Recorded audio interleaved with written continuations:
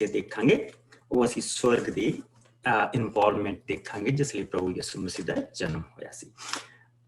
ਇੱਕ ਚੀਜ਼ ਤੋਂ ਬੜਾ ਧਿਆਨ ਰੱਖਣਾ ਪੈਣਾ ਤੁਹਾਨੂੰ, 400 ਸਾਲ ਤੱਕ ਕੁਛ ਨਹੀਂ ਹੋਇਆ। ਮੈਲਾਕਾਈ ਤੋਂ ਬਾਅਦ ਜੋ ਉਸ ਸਮੇਂ ਦਾ ਨਬੀ ਸੀ, ਆਖਰੀ ਸਮੇਂ ਦਾ ਨਬੀ ਸੀ, ਉਸ ਤੋਂ ਬਾਅਦ 400 ਸਾਲ ਬਾਅਦ ਜਿਹੜੇ ਯਹੂਦੀ ਲੋਕ ਸੀਗੇ, ਕਿਉਂਕਿ ਉਹ ਇਸ ਚੀਜ਼ 'ਚ ਆਨੈਸਟ ਆ ਉਹ ਲੋਕ, ਸੋ ਉਹ ਪੁੱਛਦੇ ਸੀ ਇੱਕ ਦੂਜੇ ਨੂੰ ਕਿ ਪ੍ਰਭੂ ਦਾ ਨਵਾਂ ਸ਼ਬਦ ਆਇਆ, ਤੇ ਸਾਰਿਆਂ ਦੇ ਜਵਾਬ ਹੁੰਦਾ ਸੀ ਕਿ ਨਹੀਂ। ਜਸਟਿਫਸ ਤੋਂ ਸਾਨੂੰ ਇਹ ਚੀਜ਼ਾਂ ਦਾ ਪਤਾ ਲੱਗਦਾ। ਹਾਂ, ਦੂਸਰੇ ਪਾਸੇ ਜਿਹੜੇ ਝੂਠੇ ਜਿੱਦਾਂ ਕਿ ਮਸੀਹ ਉਹ ਆਉਂਦੇ ਸੀ ਜਾਂਦੇ ਸੀ, ਬਥੇਰੇ ਆਏ ਉਹਨਾਂ ਦਿਨਾਂ ਦੇ ਵਿੱਚ, ਲੇਕਿਨ ਪ੍ਰਭੂ ਦਾ ਵਚਨ ਇਸ ਤਰ੍ਹਾਂ ਨਹੀਂ ਆਇਆ। ਔਰ ਇਹ ਜਿਸ ਵੇਲੇ ਹੋਇਆ ਇੱਕਦਮ ਸਾਰੀਆਂ ਚੀਜ਼ਾਂ ਹੋਣ ਲੱਗ ਪਈਆਂ। स्वर्ग ਦੀ ਇਨਵੋਲਵਮੈਂਟ, ਲੋਕ ਆ ਕੇ ਪ੍ਰਭੂ ਯਿਸੂ ਮਸੀਹ ਨੂੰ ਦੇਖਦੇ ਪਏ ਆ, ਉਧਰ ਰਾਜੇ ਨੂੰ ਵਕਤ ਪਿਆ ਆ ਤੇ ਪ੍ਰਭੂ ਇਹ ਕਿੱਥੇ ਪੈਦਾ ਹੋਇਆ, ਕਿਉਂ ਪੈਦਾ ਹੋਇਆ। ਗ੍ਰੰਥ ਮੁੜ ਕੇ ਖੁੱਲ ਗਏ, ਗ੍ਰੰਥ ਮੁੜ ਕੇ ਖੁੱਲ ਗਏ। ਹੈਰੋਦੇਸ ਪੁੱਛਦਾ ਫਿਰਦਾ ਕਿ ਇਹ ਕੀ ਚੀਜ਼ਾਂ ਹੋ ਰਹੀਆਂ, ਇਹ ਕਿੱਦਾਂ ਹੋ ਰਹੀਆਂ। ਸੋ ਅੱਜ ਅਸੀਂ ਉਹਨਾਂ ਚੀਜ਼ਾਂ ਦੇ ਬਾਰੇ ਦੇਖਾਂਗੇ। ਮੇਰੇ ਨਾਲ ਮੱਤੀ ਦਾ ਕੱਢ ਲਓ। ਅਸੀਂ ਹੁਣ ਨਵੇਂ ਨਿਯਮ 'ਚ ਰਵਾਂਗੇ, ਪੁਰਾਣੇ ਨਿਯਮ 'ਚ ਨਹੀਂ ਆਵਾਂਗੇ। ਮੱਤੀ ਤੇ ਲੂਕਾ ਦੇ ਵਿੱਚ ਅਸੀਂ ਰਵਾਂਗੇ ਅੱਜ। ਮੱਤੀ ਦਾ ਪਹਿਲਾ ਭਾਗ, ਔਰ ਅਸੀਂ ਇਹਨਾਂ ਸੇਮ ਆਇਤਾਂ ਨੂੰ ਕਈਆਂ ਨੂੰ ਅਸੀਂ ਵੱਖ-ਵੱਖ ਐਂਗਲਸ ਦੇਖਦੇ ਪਏ ਹਾਂ, ਜਿਸ ਦੇ ਨਾਲ ਸਾਨੂੰ ਇਸ ਪ੍ਰਭੂ ਦੇ ਵਚਨ ਦੇ ਵਿੱਚੋਂ ਬਰਕਤ ਮਿਲਦੀ ਪਈ ਹੈ। ਉਸ ਦੇ ਵਿੱਚੋਂ ਇਹਨਾਂ ਦੇ ਵਿੱਚੋਂ ਅਸੀਂ ਵੱਖ-ਵੱਖ ਐਂਗਲਸ ਦੇ ਨਾਲ ਇਹਨਾਂ ਚੀਜ਼ਾਂ ਨੂੰ ਦੇਖ ਰਹੇ ਹਾਂ। ਸੋ ਅੱਜ ਜਿਹੜਾ ਸਾਡਾ ਐਂਗਲ ਆ ਉਹ ਇਹ ਹੈ ਕਿ ਸਵਰਗ ਦੀ ਕਿੰਨੀ ਪਾਰਟਨਰਸ਼ਿਪ ਉਸ ਵੇਲੇ ਚੱਲਦੀ ਪਈ, ਭਾਗੀਦਾਰੀ ਕਿੰਨੀ ਚੱਲਦੀ ਪਈ ਆ। ਤੇ ਔਰ ਇਸ ਦੇ ਲਈ ਅਸੀਂ ਦੇਖਾਂਗੇ ਮੱਤੀ ਦਾ ਪਹਿਲਾ ਭਾਗ, ਉਹਦੀ 18 ਆਇਤ ਤੋਂ ਲੈ ਕੇ 25 ਆਇਤ ਤੱਕ, ਜਿਸ ਨੂੰ ਮਿਲ ਜਾਏ। ਮੈਂ ਪੜ੍ਹ ਦਿੰਦਾ ਪਾਸਟਰ ਜੀ। ਇਹ ਆਪਣਾ ਪੰਨਾ 2 ਆ ਪਿਛਲੇ ਪਾਸਿਓਂ। ਸੋ ਪ੍ਰਭੂ ਯਿਸੂ ਦਾ ਜਨਮ। ਯਿਸੂ ਮਸੀਹ ਦਾ ਜਨਮ ਇਸ ਤਰ੍ਹਾਂ ਹੋਇਆ, ਉਹਨਾਂ ਦੀ ਮਾਤਾ ਮਰੀਅਮ ਦੀ ਮੰਗਣੀ ਯੂਸਫ ਨਾਲ ਹੋਈ ਸੀ, ਪਰ ਮਰੀਅਮ ਅਤੇ ਯੂਸਫ ਦੇ ਵਿਆਹ ਤੋਂ ਪਹਿਲਾਂ ਹੀ ਮਰੀਅਮ ਨੇ ਆਪਣੇ ਆਪ ਨੂੰ ਪਵਿੱਤਰ ਆਤਮਾ ਦੁਆਰਾ ਗਰਭਵਤੀ ਹੋਇਆ ਨਵ ਕੀਤਾ। ਯੂਸਫ ਜਿਸ ਨਾਲ ਉਸਦੀ ਮੰਗਣੀ ਹੋਈ ਸੀ, ਇੱਕ ਇਨਸਾਫ ਪਸੰਦ ਆਦਮੀ ਸੀ। ਉਹ ਮਰੀਅਮ ਨੂੰ ਖੁੱਲ੍ਹੇਆਮ ਬੇਇੱਜ਼ਤ ਨਹੀਂ ਕਰਨਾ ਚਾਹੁੰਦਾ ਸੀ, ਇਸ ਲਈ ਉਸਨੇ ਚੁੱਪਚਾਪ ਮੰਗਣੀ ਤੋੜਨ ਦਾ ਵਿਚਾਰ ਕੀਤਾ। ਪਰ ਅਜੇ ਉਹ ਇਸ ਮਾਮਲੇ ਬਾਰੇ ਸੋਚ ਵਿਚਾਰ ਹੀ ਕਰ ਰਿਹਾ ਸੀ ਕਿ ਪ੍ਰਭੂ ਦੇ ਇੱਕ ਸਵਰਗਦੂਤ ਨੇ ਉਸਨੂੰ ਸੁਪਨੇ ਵਿੱਚ ਦਰਸ਼ਨ ਦੇ ਕੇ ਕਿਹਾ, ਯੂਸਫ, ਦਾਊਦ ਦੀ ਸੰਤਾਨ, ਮਰੀਅਮ ਨੂੰ ਆਪਣੀ ਪਤਨੀ ਬਣਾਉਣ ਤੋਂ ਨਾ ਡਰ, ਕਿਉਂਕਿ ਜੋ ਕੁਝ ਉਸਦੀ ਗਰਭ ਵਿੱਚ ਹੈ ਉਹ ਪਵਿੱਤਰ ਆਤਮਾ ਵੱਲੋਂ ਹੈ। ਉਹ ਇੱਕ ਪੁੱਤਰ ਨੂੰ ਜਨਮ ਦੇਵੇਗੀ, ਤੂੰ ਉਸਦਾ ਨਾਂ ਯਿਸੂ ਰੱਖਣਾ, ਕਿਉਂਕਿ ਉਹ ਆਪਣੇ ਲੋਕਾਂ ਨੂੰ ਉਹਨਾਂ ਦੇ ਪਾਪਾਂ ਤੋਂ ਬਚਾਵੇਗਾ। ਇਹ ਸਭ ਇਸ ਲਈ ਹੋਇਆ ਕਿ ਪ੍ਰਭੂ ਦੇ ਨਬੀ ਦੇ ਦੁਆਰਾ ਕਿਹਾ ਹੋਇਆ ਵਚਨ ਪੂਰਾ ਹੋਵੇ, ਇੱਕ ਕੁਆਰੀ ਗਰਭਵਤੀ ਹੋਵੇਗੀ ਅਤੇ ਪੁੱਤਰ ਨੂੰ ਜਨਮ ਦੇਵੇਗੀ। ਉਸ ਦਾ ਨਾਂ ਇਮੈਨੂਅਲ ਰੱਖਿਆ ਜਾਵੇਗਾ, ਜਿਸ ਦਾ ਅਰਥ ਹੈ ਪਰਮੇਸ਼ਵਰ ਸਾਡੇ ਨਾਲ। ਸੋ ਜਦੋਂ ਯੂਸਫ ਨੀਂਦ ਤੋਂ ਜਾਗਿਆ ਤਾਂ ਉਸਨੇ ਉਸੇ ਤਰ੍ਹਾਂ ਕੀਤਾ ਜਿਸ ਤਰ੍ਹਾਂ ਸਵਰਗਦੂਤ ਨੇ ਉਸਨੂੰ ਦੱਸਿਆ ਸੀ, ਅਤੇ ਮਰੀਅਮ ਨਾਲ ਵਿਆਹ ਕਰ ਲਿਆ। ਉਸਨੇ ਉਸ ਸਮੇਂ ਤੱਕ, ਜਦੋਂ ਤੱਕ ਕਿ ਮਰੀਅਮ ਨੇ ਪੁੱਤਰ ਨੂੰ ਜਨਮ ਨਾ ਦਿੱਤਾ, ਉਸ ਨਾਲ ਸੰਗ ਨਾ ਕੀਤਾ। ਉਸਨੇ ਪੁੱਤਰ ਦਾ ਨਾਂ ਯਿਸੂ ਰੱਖਿਆ। ਯਿਸੂ ਰੱਖਿਆ। ਦੇਖੋ ਇੱਥੇ ਇੱਕ ਬੜੀ ਖਾਸ ਚੀਜ਼ ਆਉਂਦੀ ਜਿਹੜੀ ਦੇਖਣ ਵਾਲੀ ਹੈ, ਉਹ ਇਹ ਚੀਜ਼ ਹੈਗੀ ਆ ਕਿ ਯੂਸਫ ਨੇ ਚੁੱਪਚਾਪ ਮੰਗਣੀ ਤੋੜਨ ਦਾ ਵਿਚਾਰ ਕਰ ਲਿਆ, ਔਰ ਉਹ ਉਸਨੂੰ ਬੇਇੱਜ਼ਤ ਨਹੀਂ ਕਰਨਾ ਮੰਗਦਾ ਸੀ। ਅਗਰ ਕੋਈ ਮੇਰੇ ਵਰਗਾ ਮੂਰਖ ਹੁੰਦਾ ਤੇ ਉਹਨੂੰ ਜਿੱਦਾਂ ਕਿ ਅਸੀਂ ਪਹਿਲਾਂ ਪੜ੍ਹਿਆ ਸੀਗਾ, ਜਦੋਂ ਅਸੀਂ ਪੜ੍ਹਦੇ ਪਏ ਸੀਗੇ ਸਾਰਾ ਪ੍ਰਭੂ ਯਿਸੂ ਮਸੀਹ ਦਾ, ਉਹਨਾਂ ਦੀ ਜੀਨੀਆਲੋਜੀ, ਉਹਨਾਂ ਦਾ ਜਿਹੜਾ ਜਨਮ ਦਾ ਲੇਖਾ ਜਦੋਂ ਅਸੀਂ ਪੜ੍ਹਦੇ ਪਏ ਸੀਗੇ, ਪਰਿਵਾਰ ਦੇ ਨਾਂ ਪੜ੍ਹਦੇ ਪਏ ਸੀ, ਤੇ ਯਹੂਦਾ ਦਾ ਨਾਂ ਆਇਆ ਸੀ। ਔਰ ਯਹੂਦਾ ਦੀ ਜਿਹੜੀ ਨੂੰਹ ਤਮਾਰ ਸੀਗੀ, ਉਹ ਗਰਭਵਤੀ ਸੀਗੀ। ਕਿਸੇ ਨੇ ਆ ਕੇ ਦੱਸਿਆ ਉਸਨੂੰ, ਤੇ ਉਸਨੇ ਵੈਸ਼ਵਾਪੁਣਾ ਕਰਨਾ ਸ਼ੁਰੂ ਕਰ ਦਿੱਤਾ। ਤੇ ਯੂਸਫ ਨੇ ਯਾਕੂਬ ਨੇ, ਦੂਜੇ ਨੇ, ਯਹੂਦਾ ਨੇ ਕਿਹਾ ਕਿ ਉਸਨੂੰ ਬਾਹਰ ਲਿਜਾ ਕੇ ਅੱਗ ਲਾ ਦਿੱਤੀ ਜਾਏ। ਸੋ ਸਾਨੂੰ ਉੱਥੋਂ ਪਤਾ ਲੱਗਦਾ ਕਿ ਕਲਚਰ ਕਿਸ ਤਰ੍ਹਾਂ ਦਾ ਆ। ਸੋ ਉਹ ਯਹੂਦਾ ਵਾਲਾ ਕੰਮ ਨਹੀਂ ਸੀ ਕਰਨਾ ਚਾਹੁੰਦਾ, ਉਹ ਫਿਰ ਵੀ ਨੇਕ ਦਿਲ ਆਦਮੀ ਸੀ, ਔਰ ਉਸਨੇ ਇਹ ਸੋਚਿਆ ਕਿ ਮੈਂ ਇਹਨੂੰ ਚੁੱਪਚਾਪ ਇਸਨੂੰ ਜਿੱਦਾਂ ਕਿ ਆਪਣੀ ਮੰਗਣੀ ਤੋੜ ਕੇ ਤੇ ਇਹਨੂੰ ਮੈਂ ਜਿੱਦਾਂ ਬੇਸਿਕਲੀ ਕਿਤੇ ਕੱਲ ਦਊਂਗਾ, ਉਹਨੂੰ ਮੈਂ ਬਿਆਨ ਨਹੀਂ ਕਰਾਉਣਾ। It's a big thing।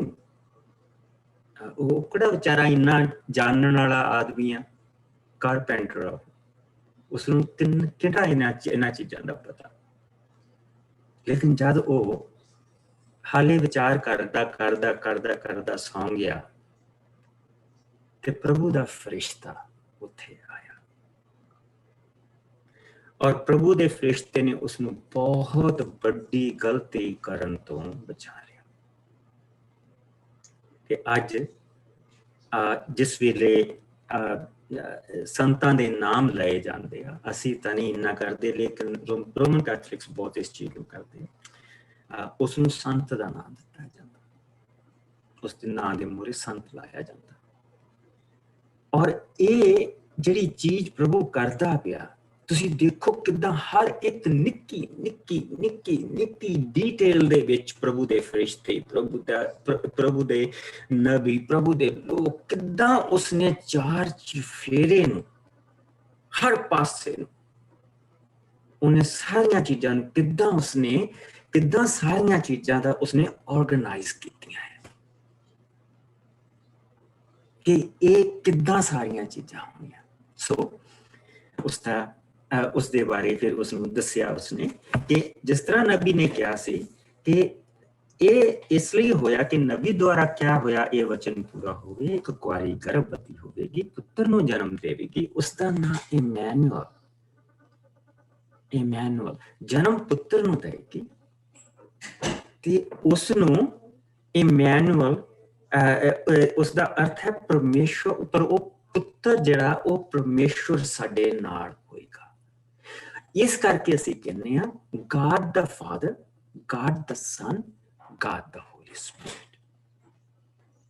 ਇਸ ਕਰਕੇ ਅਸੀਂ ਟ੍ਰਿਨਿਟੀ ਦੇ ਮੋਰੇ ਗਾਡ ਲਾਉਂਦੇ ਹਾਂ, ਕਿਉਂਕਿ ਜਿਹੜਾ ਉਸਨੂੰ ਨਾਮ ਦਿੱਤਾ ਗਿਆ ਉਹ ਹੈ, ਉਹਨੂੰ ਜਿਹੜਾ ਅਹੁਦਾ ਦਿੱਤਾ ਗਿਆ, ਨਾਮ ਉਸਨੂੰ ਯਿਸੂ ਦਿੱਤਾ ਗਿਆ, ਯਹੋਸ਼ੂਆ ਦਿੱਤਾ ਗਿਆ, ਜਿਹੜਾ ਉਸਨੂੰ ਅਹੁਦਾ ਦਿੱਤਾ ਗਿਆ ਉਹ ਇਮੈਨੂਅਲ ਦਾ ਦਿੱਤਾ ਗਿਆ, God with us, ਪਰਮੇਸ਼ਵਰ ਸਾਡੇ ਨਾਲ, ਪਰਮੇਸ਼ਵਰ ਸਾਡੇ ਨਾਲ। ਦੂਸਰਾ ਚੈਪਟਰ ਦੇ ਵਿੱਚ ਹੁਣ ਅਸੀਂ ਆਵਾਂਗੇ ਉਸ ਦੀ 1 ਤੋਂ ਲੈ ਕੇ 12 ਆਇਤ ਤੱਕ, ਜਿਸ ਨੂੰ ਮਿਲ ਜਾਏ ਪੜ੍ਹਦੇ। We are doing Matthew chapter 2, 1 to 12. ਮੈਂ ਪੜ੍ਹ ਦਿੰਦੀ ਪਾਸਟਰ ਜੀ। ਪੂਰਬ ਦੇ ਪੰਡਤਾਂ ਦਾ ਦਰਸ਼ਨ ਲਈ ਆਉਣਾ।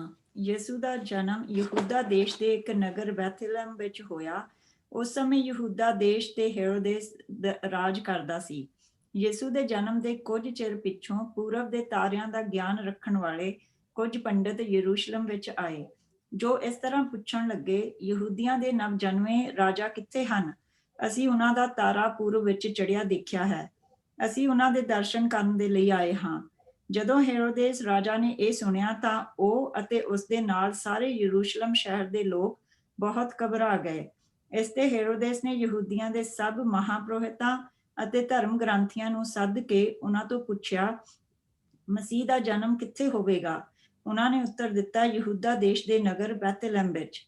ਇਸ ਦੇ ਬਾਰੇ ਨਬੀ ਨੇ ਇਸ ਤਰ੍ਹਾਂ ਲਿਖਿਆ ਹੈ, ਹੇ ਯਹੂਦਾ ਦੇਸ਼ ਦੇ ਨਗਰ ਬੈਥਲਹਮ, ਤੂੰ ਯਹੂਦਾ ਦੇ ਸ਼ਾਸਕਾਂ ਵਿੱਚੋਂ ਕਿਸੇ ਨਾਲੋਂ ਘੱਟ ਨਹੀਂ ਹੈ, ਕਿਉਂਕਿ ਤੇਰੇ ਵਿੱਚ ਇੱਕ ਸਰਦਾਰ ਪੈਦਾ ਹੋਵੇਗਾ ਜੋ ਮੇਰੇ ਲੋਕਾਂ ਇਜ਼ਰਾਈਲ ਦੀ ਅਗਵਾਈ ਕਰੇਗਾ। ਇਸ ਲਈ ਹੈਰੋਦੇਸ ਨੇ ਪੰਡਤਾਂ ਨੂੰ ਗੁਪਤ ਤੌਰ ਤੇ ਸੱਦ ਕੇ ਇਹ ਪੁੱਛਿਆ ਕਿ ਤਾਰਾ ਠੀਕ ਕਿਸ ਸਮੇਂ ਦਿਖਾਈ ਦਿੱਤਾ ਸੀ। ਫਿਰ ਉਹਨਾਂ ਨੇ ਇਹ ਕਹਿ ਕੇ ਵਿਦਾ ਕੀਤਾ, ਜਾਓ ਅਤੇ ਬੱਚੇ ਦੇ ਬਾਰੇ ਠੀਕ ਠਾਕ ਪਤਾ ਕਰੋ, ਅਤੇ ਜਦੋਂ ਮਿਲ ਜਾਵੇ ਤਾਂ ਮੈਨੂੰ ਵੀ ਆ ਕੇ ਖਬਰ ਦੇਣਾ, ਤਾਂ ਜੋ ਮੈਂ ਵੀ ਜਾ ਕੇ ਉਸਦੇ ਦਰਸ਼ਨ ਕਰਾਂ। ਰਾਜਾ ਦੀ ਗੱਲ ਸੁਣ ਕੇ ਉਹ ਚਲੇ ਗਏ। ਰਾਹ ਵਿੱਚ ਫਿਰ ਉਹਨਾਂ ਉਹੀ ਤਾਰਾ ਦੇਖਿਆ ਜਿਹੜਾ ਉਹਨਾਂ ਪੂਰਬ ਵਿੱਚ ਦੇਖਿਆ ਸੀ। ਉਹ ਤਾਰਾ ਉਹਨਾਂ ਦੇ ਅੱਗੇ ਅੱਗੇ ਚੱਲਿਆ ਅਤੇ ਜਿੱਥੇ ਬੱਚਾ ਸੀ ਉਸ ਥਾਂ ਦੇ ਉੱਤੇ ਜਾ ਕੇ ਠਹਿਰ ਗਿਆ। ਉਹ ਉਸ ਤਾਰੇ ਨੂੰ ਦੇਖ ਕੇ ਅਤਿਅੰਤ ਖੁਸ਼ ਹੋਏ। ਫਿਰ ਉਹ ਘਰ ਦੇ ਅੰਦਰ ਗਏ ਅਤੇ ਬੱਚੇ ਨੂੰ ਮਾਤਾ ਮਰੀਅਮ ਦੇ ਨਾਲ ਦੇਖਿਆ। ਉਹਨਾਂ ਗੋਡਿਆਂ ਭਰਨੇ ਹੋ ਕੇ ਬੱਚੇ ਦੇ ਸਾਹਮਣੇ ਸਿਰ ਝੁਕਾਏ ਅਤੇ ਆਪਣਾ ਥੈਲਾ ਖੋਲ ਕੇ ਉਸ ਸਾਹਮਣੇ ਸੋਨਾ, ਧੂਪ ਅਤੇ ਗੰਧਰਸ ਭੇਂਟ ਕੀਤੇ। ਫਿਰ ਪਰਮੇਸ਼ਵਰ ਵੱਲੋਂ ਸੁਪਨੇ ਵਿੱਚ ਚੇਤਾਵਨੀ ਪਾ ਕੇ ਕਿ ਹੈਰੋਦੇਸ ਕੋਲ ਮੁੜ ਨਾ ਜਾਣਾ, ਉਹ ਆਪਣੇ ਆਪਣੇ ਦੇਸ਼ ਨੂੰ ਦੂਜੇ ਰਾਹ ਦੁਆਰਾ ਵਾਪਸ ਚਲੇ ਗਏ। ਇਹ ਰਾਹ ਚਲੇ ਗਏ। ਸੋ ਇੱਥੋਂ ਸਾਨੂੰ ਇਹ ਚੀਜ਼ ਪਤਾ ਲੱਗਦੀ ਹੈ, ਜਿਹੜੀ ਆਖਰੀ ਆਇਤ ਸਾਨੂੰ ਇਹ ਦੱਸਦੀ ਹੈ ਕਿ ਇੱਕ ਥਾਂ ਤੋਂ ਨਹੀਂ ਆਏ ਸੀ। ਆ ਕੇ ਉਹ ਜ਼ਰੂਰ ਇਜ਼ਰਾਈਲ ਦੇ ਇਲਾਕੇ ਦੇ ਵਿੱਚ ਆ ਕੇ ਉਹ ਜ਼ਰੂਰ ਇਕੱਠੇ ਹੋ ਗਏ, ਲੇਕਿਨ ਉਹ ਵੱਖ-ਵੱਖ ਜਗ੍ਹਾਵਾਂ ਤੋਂ ਆਏ ਸੀ। ਆਪਣੇ ਆਪਣੇ ਦੇਸ਼ ਨੂੰ ਉਹ ਚਲੇ ਗਏ। ਨਾ ਪ੍ਰਭੂ ਨੇ ਕਿਸੇ ਵੀ ਕੌਮ ਨੂੰ ਇਸ ਚੀਜ਼ ਤੋਂ ਪਿੱਛੇ ਨਹੀਂ ਰੱਖਿਆ ਕਿ ਉਹਨਾਂ ਨੂੰ ਨਹੀਂ ਪਤਾ ਸੀ ਕਿ ਕੋਈ ਆ ਰਿਹਾ।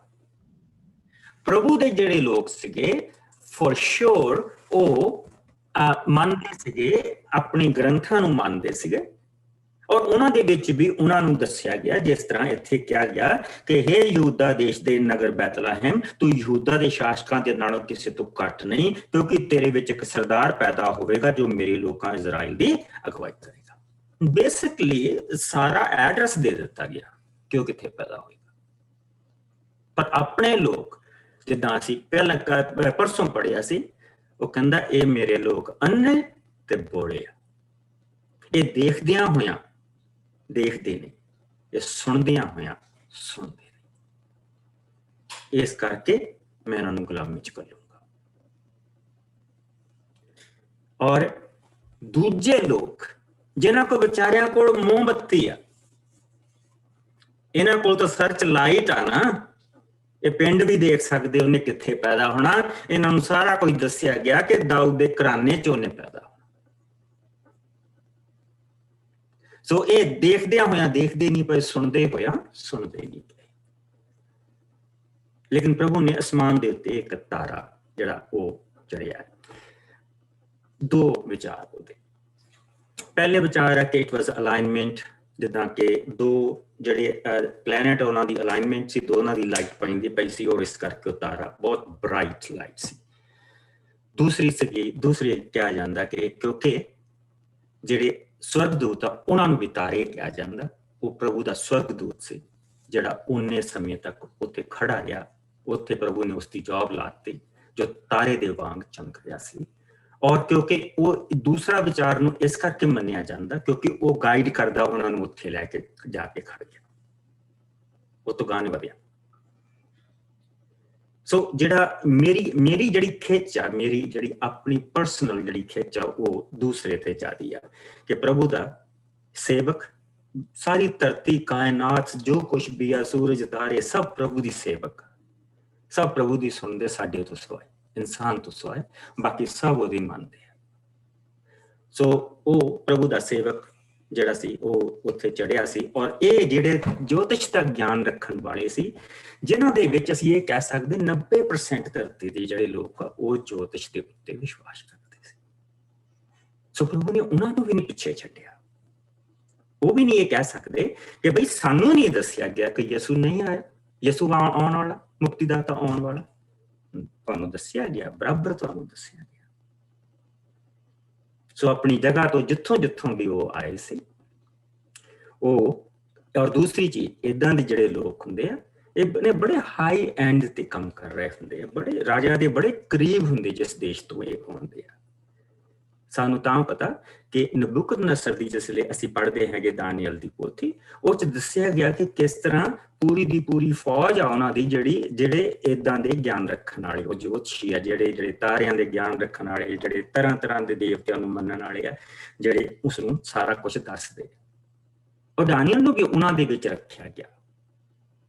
ਪਰ ਜਿਸ ਲਈ ਹੁਣ ਅਸੀਂ ਇੱਥੇ ਦੇਖਦੇ ਪਏ ਹਾਂ, ਉਹ ਵੱਖ-ਵੱਖ ਜਗ੍ਹਾਵਾਂ ਤੋਂ ਉਸ ਤਾਰੇ ਨੂੰ ਦੇਖ ਕੇ ਆ ਰਹੇ ਆ। ਸਵਰਗ ਦਾ ਇੱਕ ਤਾਰਾ, ਸਵਰਗ ਦੀ ਇੱਥੇ ਅਸੀਂ ਇਨਵੋਲਵਮੈਂਟ ਫਿਰ ਦੇਖਦੇ ਪਏ ਹਾਂ, ਪਾਰਟਨਰਸ਼ਿਪ ਫਿਰ ਦੇਖਦੇ ਪਏ ਹਾਂ, ਭਾਗੀਦਾਰੀ ਫਿਰ ਦੇਖਦੇ ਪਏ ਹਾਂ ਕਿ ਸਵਰਗ ਦਾ ਜਿਹੜਾ ਦੂਤ ਆ, ਚਾਹੇ ਉਹ ਤਾਰਾ ਹੈ ਤੇ ਚਾਹੇ ਉਹ ਸਵਰਗ ਦੂਤ ਆ, ਉਹਨਾਂ ਨੂੰ ਲੀਡ ਕਰਦਾ ਪਿਆ। ਉਹਨਾਂ ਲੋਕਾਂ ਨੂੰ ਜਿਹੜੇ ਪ੍ਰਭੂ ਦੇ ਆਪਣੇ ਲੋਕ ਨਹੀਂ ਹਾਲੇ, ਉਹਨਾਂ ਨੂੰ ਲੀਡ ਕਰਕੇ ਲਿਆਉਂਦਾ ਪਿਆ। ਔਰ ਜਿੱਥੇ ਯਿਸੂ ਆ ਉੱਥੇ ਆ ਕੇ ਖੜ ਗਿਆ। ਔਰ ਜਿਸ ਲਈ ਉਹ ਅੰਦਰ ਗਏ, ਉਹਨਾਂ ਨੇ ਅੰਦਰ ਜਾ ਕੇ ਸਭ ਤੋਂ ਪਹਿਲਾਂ ਬੱਚੇ ਨੂੰ ਔਰ ਮਾਂ-ਬਾਪ ਨੂੰ ਪ੍ਰਣਾਮ ਕੀਤਾ ਔਰ ਫਿਰ ਉਹ ਗੋਡਿਆਂ ਭਾਰ ਹੋ ਕੇ ਸਿਰ ਸੀਸ ਝੁਕਾਏ ਤੇ ਉਹਨੂੰ ਸੋਨਾ, ਧੂਫ ਤੇ ਗੰਧ ਰਸ ਭੇਂਟ ਕੀਤਾ। ਪ੍ਰਭੂ ਆਪਣੇ ਲੋਕਾਂ ਦੀਆਂ ਜ਼ਰੂਰਤਾਂ ਨੂੰ ਜਾਣਦਾ। ਹਾਂ, ਇਸ ਤੇ ਦੋ ਮਤਲਬ ਫਿਰ ਸੋਨਾ ਰਾਜੇ ਨੂੰ ਚੜਾਇਆ ਜਾਂਦਾ ਸੀ, ਕਹਿਣ ਦਾ ਮਤਲਬ ਕਿ ਤੂੰ ਰਾਜਾ ਆ। ਧੂਫ ਜਿਹੜੀ ਕਿ ਤੂੰ ਰਾਜਾ ਪਰਮੇਸ਼ਵਰ ਸਾਡੇ ਕੋਲ ਆਇਆ। ਔਰ ਜਿਹੜੀ ਗੰਧ ਰਸਾ ਉਹ ਦੱਸਦੀ ਪਈ ਆ ਕਿ ਤੇਰੇ ਸੈਕਰੀਫਾਈਸ ਦੇ ਨਾਲ, ਤੇਰੀ ਕੁਰਬਾਨੀ ਦੇ ਨਾਲ ਸਾਰਿਆਂ ਦਾ ਬਚਾਅ ਹੋਏਗਾ। ਲੇਕਿਨ ਜਿਹੜੀ ਇਮੀਡੀਏਟ ਜਿਹੜੀ ਚੀਜ਼ ਆ ਉਹ ਮਾਂ-ਬਾਪ ਨੂੰ ਇਹਨਾਂ ਚੀਜ਼ਾਂ ਦੀ ਜ਼ਰੂਰਤ ਹੈ। ਕਿਉਂਕਿ ਪ੍ਰਭੂ ਨੇ ਹੁਣ ਉਹਨਾਂ ਨੂੰ ਉੱਥੋਂ ਦੜਾਉਣਾ ਆ। ਹੁਣ ਉਹਨਾਂ ਨੇ ਮਿਸਰ ਦੇ ਵਿੱਚ ਜਾ ਕੇ ਰਹਿਣਾ, ਉਹਨਾਂ ਨੂੰ ਜ਼ਰੂਰਤ ਆ। ਦੇਖੋ ਪ੍ਰਭੂ ਕਿੱਦਾਂ ਜ਼ਰੂਰਤਾਂ ਦੀ ਵੀ, ਕਿੱਦਾਂ ਉਹ ਇੱਕ ਚੀਜ਼ ਤੋਂ ਕਿੰਨੀਆਂ ਚੀਜ਼ਾਂ ਪੈਦਾ ਕਰ। ਪ੍ਰਭੂ ਦੇ ਕਿਸੇ ਵੀ ਮਿਰਾਕਲ ਦੀ ਕਦੀ ਇੱਕ ਮਤਲਬ ਨਹੀਂ ਹੋਇਆ। ਉਹ ਬਹੁਤ ਸਾਰੇ ਕੰਮ ਕਰ ਰਿਹਾ ਹੁੰਦਾ। ਉਹ ਚੰਗਾ ਸ਼ਿਕਾਰੀ ਆ। ਦੁਨੀਆ ਦਾ ਚੰਗਾ ਸ਼ਿਕਾਰੀ ਇੱਕ ਤੀਰ ਨਾਲ ਦੋ ਸ਼ਿਕਾਰ ਖੇਲਦਾ, ਪਰ ਉਹ ਏਦਾਂ ਦਾ ਸ਼ਿਕਾਰੀ ਆ ਕਿ ਉਹ ਇੱਕ ਤੀਰ ਦੇ ਨਾਲ ਕਈ ਸ਼ਿਕਾਰ ਖੇਲਦਾ। ਦੁਨੀਆ ਦਾ ਸ਼ਿਕਾਰੀ ਜਿਹੜੇ ਸ਼ਿਕਾਰ ਖੇਲਦਾ ਤੇ ਦੂਜੇ ਪਾਸੇ ਮੌਤ ਹੁੰਦੀ ਆ, ਪਰ ਪ੍ਰਭੂ ਜਿਸ ਲਈ ਆਪਣੇ ਤੀਰ ਨਾਲ ਸ਼ਿਕਾਰ ਖੇਲਦਾ ਉਹ ਜ਼ਿੰਦਗੀ ਦਿੰਦਾ ਜਾਂਦਾ ਹੈ। ਹੁਣ ਤੋਂ ਜ਼ਿੰਦਗੀ ਪੈਦਾ ਹੁੰਦੀ ਹੈ। ਉਹ ਜਿਹਦੇ ਉਹ ਤੀਰ ਲੱਗਦਾ ਉਹਨੂੰ ਨਵਾਂ ਜੀਵਨ ਮਿਲਦਾ। ਸੋ ਉਹਨਾਂ ਨੂੰ ਜਿਨ੍ਹਾਂ ਚੀਜ਼ਾਂ ਦੀ ਜ਼ਰੂਰਤ ਆ, ਕਿਉਂਕਿ ਸੋਨਾ, ਗੰਧ ਰਸ, ਧੂਫ ਸਾਰਿਆਂ ਦੀ ਮਹਿੰਗੀ ਪ੍ਰਾਈਸ ਆ, ਜਾ ਕੇ ਉਹ ਵੇਚ ਸਕਦੇ ਔਰ ਆਪਣੀ ਦੇਖਭਾਲ ਕਰ ਸਕਦੇ ਜਿੰਨੀ ਦੇਰ ਤੱਕ ਉਹਨਾਂ ਨੂੰ ਉੱਥੇ ਰਹਿਣਾ ਪੈਣਾ। ਸੋ ਕਿੱਥੇ ਨੂੰ ਉਹਨਾਂ ਨੂੰ ਜਾਣਾ ਪਿਆ। ਹੁਣ ਇੱਥੇ ਅਸੀਂ ਦੇਖਦੇ ਪਏ ਹਾਂ ਕਿ ਪ੍ਰਭੂ ਦਾ ਉਹ ਤਾਰਾ ਉਹਨਾਂ ਨੂੰ ਉੱਥੇ ਲੈ ਕੇ ਆਇਆ। ਰਾਤ ਨੂੰ ਜਿਸ ਲਈ ਉਹ ਸੁੱਤੇ ਪਏ ਆ, ਫਿਰ ਫਰਿਸ਼ਤਾ ਉਹਨਾਂ ਦੇ ਨਾਲ ਗੱਲ ਕਰਦਾ ਪਿਆ ਔਰ ਉਹਨਾਂ ਨੂੰ ਉਠਾਲ ਕੇ ਕਹਿੰਦਾ ਪਿਆ ਕਿ ਤੁਸੀਂ ਵਾਪਸ ਹੁਣ ਉਸ ਰਸਤੇ ਨਾ ਜਾਇਓ, ਤੁਸੀਂ ਸਿੱਧੇ ਆਪਣੇ ਘਰਾਂ ਨੂੰ ਚਲ ਜਾਇਓ। ਔਰ ਉਹ ਖੁਸ਼ੀ ਆਪਣੇ ਘਰਾਂ ਨੂੰ ਮੁੜ ਗਏ। ਰਾਜਾ ਕੋਲ ਵਾਪਸ ਨਹੀਂ ਗਏ। ਰਾਜਾ ਨੇ ਕਈ ਸ਼ਰਤਾਂ ਲਾਈਆਂ, ਤੁਹਾਨੂੰ ਇਨਾਮ ਦਊਂਗਾ, ਕਈ ਕੁਛ ਦਊਂਗਾ, ਵਾਪਸ ਆ ਜਾਓ। ਉਹ ਨਹੀਂ ਗਏ। ਸੋ ਆਓ ਕੋਈ ਜਣਾ ਹੁਣ 13 ਤੋਂ ਲੈ ਕੇ ਇਸ ਨੂੰ 18 ਤਾਈਂ ਪੜ੍ਹਦੇ।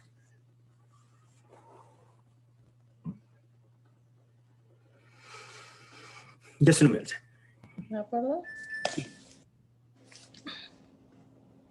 उनके चले जाने के बाद प्रभु के एक दूत ने स्वप्न में यूसुफ को दिखाई देकर कहा, उठ उस बालक को और उसकी माता को लेकर मिस्र देश को भाग जा, और जब तक मैं तुझसे ना कहूँ तब तक वहीं रहना, क्योंकि हेरोदेस इस बालक को ढूंढने पर है कि वो उसे मरवा डाले। तब वह रात ही को उठकर बालक और उसकी माता को लेकर मिस्र में चल दिया और हेरोदेस के मरने तक वही रहा, इसलिए कि वह वचन जो प्रभु ने भविष्यद्वक्ता के द्वारा कहा था पूरा हो, मैंने अपने पुत्र को मिस्र में बुलाया। जब हेरोदेस ने यह देखा कि ज्योतिष ने उसके साथ धोखा किया है, तब वह क्रोध से भर गया और लोगों को भेजकर ज्योतिषी द्वारा ठीक ठाक बताए गए उस समय के अनुसार बैतलहम और उसके आस-पास के स्थानों के सब लड़कों को जो 2 वर्ष के या उससे छोटे थे मरवा डाला। तब जो वचन यिर्मयाह भविष्यद्वक्ता के द्वारा कहा गया था वह पूरा हुआ। रामाह के एक कुरंदाता सुनाई दिया, रोना और बड़ा प्रलाप। राहेल और अपने बालकों के लिए रो रही थी और शांत होना ना चाहती थी, क्योंकि वह अब वे नहीं रहे। जिस वेले ਅਸੀਂ ਪ੍ਰਭੂ ਦੇ ਇਸ ਵਚਨ ਨੂੰ ਦੇਖਦੇ ਹਾਂ, ਤੁਸੀਂ ਇੱਕ ਚੀਜ਼ ਦੇਖੋ, ਮੈਂ ਉਹੀ ਬਾਰ-ਬਾਰ ਕਿ ਕਿਸ ਤਰ੍ਹਾਂ ਫਰਿਸ਼ਤੇ ਇਨਵੋਲਵ ਆ ਕਿ ਉਹਨਾਂ ਨੇ ਜਿਸ ਲਈ ਉਹ ਸਵਰਗਦੂਤ ਜਿਹੜੇ ਸੀਗੇ ਉਹ ਚਲੇ ਗਏ ਤਾਂ ਸੁਪਨੇ ਦੇ ਵਿੱਚ ਉਸਨੇ ਫੇਰ ਦੁਆਰਾ ਜਿੱਦਾਂ ਪਹਿਲਾਂ ਸੁਪਨੇ ਦੇ ਵਿੱਚ ਆ ਕੇ ਉਸਨੂੰ ਦੱਸਿਆ ਸੀ ਕਿ ਮੈਰੀ ਨੂੰ ਮਰੀਮ ਨੂੰ ਛੱਡਣਾ, ਜੋ ਕੁਛ ਉਸਦੇ ਕੋਲ ਆ ਉਹ ਪਵਿੱਤਰ ਆ ਉਸ ਪ੍ਰਭੂ ਦੇ ਵੱਲੋਂ। ਉਸੇ ਤਰ੍ਹਾਂ ਮੁੜ ਕੇ ਫਿਰ ਉਸਦੇ ਸੁਪਨੇ ਦੇ ਵਿੱਚ ਆ ਕੇ ਉਸਨੂੰ ਕਹਿੰਦਾ ਕਿ ਬੱਚੇ ਨੂੰ ਲੈ ਕੇ ਹੁਣ ਇੱਥੋਂ ਨਿਕਲ ਜਾ। ਹੁਣ ਉਹ ਇਹ ਨਹੀਂ ਕਹਿ ਸਕਦਾ ਕਿ ਮੈਂ ਕਿੱਦਾਂ ਜਾਵਾਂ, ਮੇਰੇ ਕੋਲ ਤਾਂ ਕੁਛ ਵੀ ਹੈ ਨਹੀਂਗਾ। ਉਹਦੇ ਕੋਲ ਸੋਨਾ ਹੈ, ਉਸ ਕੋਲ ਤੋਹਫਾ, ਉਸ ਕੋਲ ਗੰਧ ਰਸ। ਸੋ ਉਹ ਹੁਣ ਜਾ ਸਕਦਾ। They can afford to go. ਸੋ ਉਹ ਬੱਚੇ ਨੂੰ ਉਸਨੇ ਉਸੇ ਵੇਲੇ ਲਿਆ, ਮਰੀਮ ਨੂੰ ਲਿਆ, ਉਹ ਚਲਾ ਗਿਆ। ਔਰ ਇਹ ਇਸ ਲਈ ਹੋਇਆ, ਵਚਨ ਕਹਿੰਦਾ ਇਹ ਇਸ ਲਈ ਹੋਇਆ ਕਿ ਪ੍ਰਭੂ ਦੇ ਨਬੀ ਦੇ ਰਾਹੀਂ ਇਹ ਵਚਨ ਪੂਰਾ ਹੋਵੇ, ਮੈਂ ਮਿਸਰ ਤੋਂ ਆਪਣੇ ਪੁੱਤਰ ਨੂੰ ਸੱਦਿਆ, ਜਿਸ ਤਰ੍ਹਾਂ ਮੂਸਾ ਨੂੰ ਮਿਸਰ ਤੋਂ ਉਸਨੇ ਸੱਦਿਆ ਸੀ। ਸੋ ਇੱਕ ਪੈਟਰਨ ਵੀ ਬਣਦਾ ਪਿਆ, ਇੱਕ ਪੈਟਰਨ ਵੀ ਬਣਦਾ ਪਿਆ ਜਿਹੜਾ ਅਸੀਂ ਦੇਖਦੇ ਪਏ। ਸੋ ਉਹ ਮਿਸਰ ਨੂੰ ਚਲਾ ਗਿਆ, ਉਹ ਉੱਥੇ ਉਦੋਂ ਤੱਕ ਰਿਹਾ ਜਦੋਂ ਤੱਕ ਕਿ ਹੈਰੋਦੇਸ ਦੀ ਮੌਤ ਨਹੀਂ ਹੋ ਗਈ। ਔਰ ਉਸਦੇ ਵਿੱਚ ਹੈਰੋਦੇਸ ਨੇ ਹੁਣ ਕੀ ਕੀਤਾ, ਦੇਖੋ, ਜਦੋਂ ਹੈਰੋਦੇਸ ਨੇ ਦੇਖਿਆ ਕਿ ਪੰਡਤਾਂ ਨੇ ਉਸਨੂੰ ਮੂਰਖ ਬਣਾਇਆ ਹੈ ਤੇ ਬਹੁਤ ਗੁੱਸੇ ਦੇ ਵਿੱਚ ਆਇਆ, ਇਸ ਲਈ ਉਸਨੇ ਸਿਪਾਹੀਆਂ ਨੂੰ ਘੱਲ ਕੇ ਬੈਤਲਹਮ ਅਤੇ ਉਸਦੇ ਲਾਗੇ ਛਾਗੇ ਦੇ ਸਭ ਬੱਚਿਆਂ ਨੂੰ ਮਰਵਾਤਾ, ਜਿਹੜੇ ਪੰਡਤਾਂ ਦੇ ਦੱਸੇ ਅਨੁਸਾਰ 2 ਸਾਲ ਦੀ ਉਮਰ ਤੋਂ ਘੱਟ ਸਨ। ਉਹਨਾਂ ਸਾਰਿਆਂ ਨੂੰ ਮਰਵਾਤਾ। ਸੋ ਇੱਥੇ ਅਸੀਂ ਇੱਕ ਚੀਜ਼ ਦੇਖਦੇ ਪਏ ਹਾਂ ਕਿ ਕਿਸ ਤਰ੍ਹਾਂ ਦਾ ਕਸਾਈ ਆਦਮੀ ਸੀ ਉਹ, ਕਿੱਦਾਂ ਦਾ ਕਸਾਈ ਆਦਮੀ ਸੀ ਕਿ ਉਸਨੇ ਲੋਕਾਂ ਦੇ ਬੱਚੇ ਮਰਵਾਤੇ। ਬਹੁਤ ਦੇਰ ਤੱਕ ਇਸ ਚੀਜ਼ ਨੂੰ ਇਹ ਸਮਝਿਆ ਜਾਂਦਾ ਸੀਗਾ ਕਿ ਨਹੀਂ, ਇਹ ਤਾਂ ਐਵੇਂ ਮਿਥ ਆ। ਜਦੋਂ ਵੀ ਤੁਸੀਂ ਦੇਖਦੇ ਹੈਗੇ ਆ, ਅਗਰ ਤੁਸੀਂ ਇਜਿਪਟੋਲੋਜੀ ਦੇਖ ਲਓ ਤਾਂ ਉੱਥੇ ਜਿਸਲੇ ਉਹਨਾਂ ਦਾ ਦੇਵਤੇ ਦਾ ਜਨਮ ਹੋਇਆ ਸੀ ਤਾਂ ਉਦੋਂ ਬੱਚੇ ਮਰਵਾਏ ਗਏ ਸੀਗੇ। ਉਸ ਤੋਂ ਬਾਅਦ ਤੁਸੀਂ ਕ੍ਰਿਸ਼ਨ ਨੂੰ ਦੇਖ ਲਓ ਤਾਂ ਉਹਦੇ ਜਨਮ ਤੋਂ ਉਹ ਬੱਚੇ ਮਰਵਾਏ ਗਏ ਸੀ। ਤਾਂ ਯਸੂ ਦੇ ਲਈ ਵੀ ਇਹ ਚੀਜ਼ਾਂ ਉਹ ਕਹਿਣ ਲੱਗ ਪੈਂਦੇ ਆ, ਲੇਕਿਨ ਨਹੀਂ, ਦਿਸ ਇਜ਼ ਟਰੂ। ਕਿਉਂਕਿ ਜਿਹੜੀ ਖੁਦਵਾਈ ਹੋ ਰਹੀ ਹੈ, ਸੜਕ ਬਣ ਰਹੀ ਸੀਗੀ, ਸੜਕ ਨੂੰ ਐਕਚੁਅਲੀ ਬਣ ਨਹੀਂ ਸੀ ਰਹੀ, ਵਧਾ ਰਹੇ ਸੀ, ਚੌੜੀ ਕਰਦੇ ਪਏ ਸੀ। ਤਾਂ ਉਹਨਾਂ ਨੂੰ ਉੱਥੇ ਕਬਰਾਂ ਮਿਲੀਆਂ ਜਿਨ੍ਹਾਂ ਦੇ ਵਿੱਚ ਛੋਟੇ ਛੋਟੇ ਬੱਚੇ ਸੀ। ਪਹਿਲਾਂ ਉਹਨਾਂ ਨੇ ਸੋਚਿਆ ਕਿ ਪਲੇਗ ਪੈ ਗਈ ਹੋਏਗੀ, ਬੱਚੇ ਬਿਮਾਰੀ ਦੇ ਨਾਲ ਮਰ ਗਏ ਹੋਣਗੇ। ਲੇਕਿਨ ਜਿਸ ਵੇਲੇ ਉਹਨਾਂ ਨੇ ਉਹਨਾਂ ਬੱਚਿਆਂ ਨੂੰ ਚੈੱਕ ਕੀਤਾ ਤੇ ਉਹਨਾਂ ਦੀ ਬੋਨਸ ਦੇ ਵਿੱਚ ਕਿਸੇ ਕਿਸਮ ਦੀ ਬਿਮਾਰੀ ਨਹੀਂ ਸੀਗੀ। ਉਹਨਾਂ ਦੀ ਮੌਤ ਦਾ ਕਾਰਨ, ਕਿਸੇ ਦੀ ਮੌਤ ਦਾ ਕਾਰਨ ਉਹਦੇ ਤਲਵਾਰ ਮਾਰੀ ਹੋਈ ਸੀ, ਕਿਸੇ ਦਾ ਗਲਾ ਘੁੱਟਿਆ ਸੀ, ਕਿਸੇ ਦੀ ਨੱਕ ਉਦਾਂ ਤੋੜੀ ਹੋ ਸੀਗੀ। ਔਰ ਇਸ ਤਰ੍ਹਾਂ ਦੀ ਹਾਲਤ ਦੇ ਵਿੱਚ ਉਹਨਾਂ ਨੂੰ ਉਹ ਬੱਚੇ ਮਿਲੇ। And yes, anywhere from newborn baby to 4 years old, 4 ਸਾਲ ਦੀ ਉਮਰ ਤੱਕ ਜਿਹੜੇ ਉਹਨਾਂ ਨੇ ਬੱਚੇ ਜਿਹੜੇ ਸੀ ਲੋਕਾਂ ਨੇ ਮਾਰ ਦਿੱਤੇ ਫੌਜੀਆਂ ਨੇ। ਔਰ ਇਹ ਜਿੱਦਾਂ ਕਿ ਹੁਣ ਉਹ ਇਸ ਚੀਜ਼ ਨੂੰ ਮੰਨਦੇ ਪਏ ਆ ਕਿ ਹਾਂ ਕੁਛ ਹੋਇਆ। ਉਹ ਮੰਨਦੇ ਤਾਂ ਹੁੰਦੇ ਹੀ ਨਹੀਂ, ਉਹ ਕੀ ਇਹਨਾਂ ਕਹਤਾ ਹਾਂ ਕੁਛ ਹੋਇਆ, ਇੱਥੇ ਏਦਾਂ ਦਾ ਕੁਛ ਹੋਇਆ। ਸੋ ਅਸੀਂ ਇਹ ਚੀਜ਼ ਦੇਖਦੇ ਪਏ ਹਾਂ। ਲੇਕਿਨ ਹੁਣ ਅਸੀਂ 19ਵੀਂ ਆਇਤ ਦੇ ਵਿੱਚ ਫਿਰ ਪ੍ਰਭੂ ਦੇ ਫਰਿਸ਼ਤੇ ਨੂੰ ਦੇਖਣਾ। ਸੋ ਆਓ 19 ਤੋਂ ਲੈ ਕੇ ਅਸੀਂ 23 ਤੱਕ ਦੇਖਾਂਗੇ। Just minute. ਸਰ ਜੀ ਪੜ੍ਹਦੇ ਕਿੱਥੋਂ ਤੁਸੀਂ? ਅਸੀਂ ਮੱਤੀ ਦੇ ਵਿੱਚੋਂ ਪੜ੍ਹਦੇ ਪਏ ਮੇਰੀ ਪਿਆਰੀ ਭੈਣ, ਪੰਨਾ 4 ਆ, ਦੂਸਰਾ ਭਾਵ 19 ਤੋਂ ਲੈ ਕੇ ਅਸੀਂ 23 ਤੱਕ ਹੁਣ ਦੇਖਣਾ। ਮੈਂ ਪੜਾਂ? ਹਾਂਜੀ। ਮਿਸਰ ਦੇਸ਼ ਦੀ ਵਾਪਸੀ। ਰਾਜਾ ਹੈਰੋਦੇਸ ਦੀ ਮੌਤ ਦੇ ਪਿੱਛੋਂ ਪ੍ਰਭੂ ਦੇ ਇੱਕ ਸਵਰਗਦੂਤ ਨੇ ਯੋਸਫ ਨੂੰ ਮਿਸਰ ਵਿੱਚ ਇੱਕ ਦਿਨ ਸੁਪਨੇ ਵਿੱਚ ਦਰਸ਼ਨ ਦਿੱਤਾ ਅਤੇ ਕਿਹਾ, ਉੱਠ ਬੱਚੇ ਅਤੇ ਉਸਦੀ ਮਾਂ ਨੂੰ ਨਾਲ ਲੈ ਕੇ ਇਸਰਾਈਲ ਦੇਸ਼ ਨੂੰ ਵਾਪਸ ਚਲਾ ਜਾ, ਕਿਉਂਕਿ ਜੋ ਬੱਚੇ ਨੂੰ ਮਾਰਨਾ ਚਾਹੁੰਦੇ ਸਨ ਉਹ ਮਰ ਚੁੱਕੇ ਹਨ। ਇਸ ਲਈ ਯੋਸਫ ਉੱਠਿਆ, ਬੱਚੇ ਅਤੇ ਉਸਦੀ ਮਾਂ ਨੂੰ ਨਾਲ ਲੈ ਕੇ ਇਸਰਾਈਲ ਨੂੰ ਵਾਪਸ ਚਲਾ ਗਿਆ। ਪਰ ਜਦੋਂ ਉਸਨੇ ਸੁਣਿਆ ਕਿ ਅਰਖਿਲਾਉਸ ਆਪਣੇ ਪਿਤਾ ਦੇ ਥਾਂ ਯਹੂਦੀਆ ਦਾ ਰਾਜਾ ਬਣਿਆ ਹੈ ਤਾਂ ਉਹ ਉੱਥੇ ਜਾਣ ਤੋਂ ਡਰਿਆ। ਇਸ ਲਈ ਉਹ ਸੁਪਨੇ ਰਾਹੀਂ ਹੋਰ ਆਗਿਆ ਪਾ ਕੇ ਗਲੀਲ ਦੇ ਇਲਾਕੇ ਵਿੱਚ ਚਲਾ ਗਿਆ। ਇੱਥੇ ਉਹ ਨਾਸਰਤ ਨਾਂ ਦੇ ਇੱਕ ਨਗਰ ਵਿੱਚ ਬਸ ਗਿਆ ਕਿ ਨਬੀਆਂ ਦਾ ਇਹ ਬਾਕ ਪੂਰਾ ਹੋਵੇ, ਉਹ ਨਾਸਰੀ ਅਖਵਾਵੇਗਾ। ਉਹ ਨਾਸਰੀ ਅਖਵਾਵੇਗਾ। ਸੋ ਅਸੀਂ ਦੇਖਦੇ ਪਏ ਹਾਂ ਫਿਰ ਤੀਸਰੀ ਵਾਰੀ, ਪਹਿਲੀ ਵਾਰੀ ਵੀ ਸੁਪਨੇ ਦੇ ਵਿੱਚ ਉਸਨੇ ਯੂਸਫ ਨੂੰ ਕਿਹਾ, ਦੂਜੀ ਵਾਰੀ ਵੀ ਯੂਸਫ ਨੂੰ ਸੁਪਨੇ ਦੇ ਵਿੱਚ ਕਿਹਾ, ਤੇ ਤੀਸਰੀ ਵਾਰੀ ਵੀ ਯੂਸਫ ਨੂੰ ਸੁਪਨੇ ਦੇ ਵਿੱਚ ਕਿਹਾ।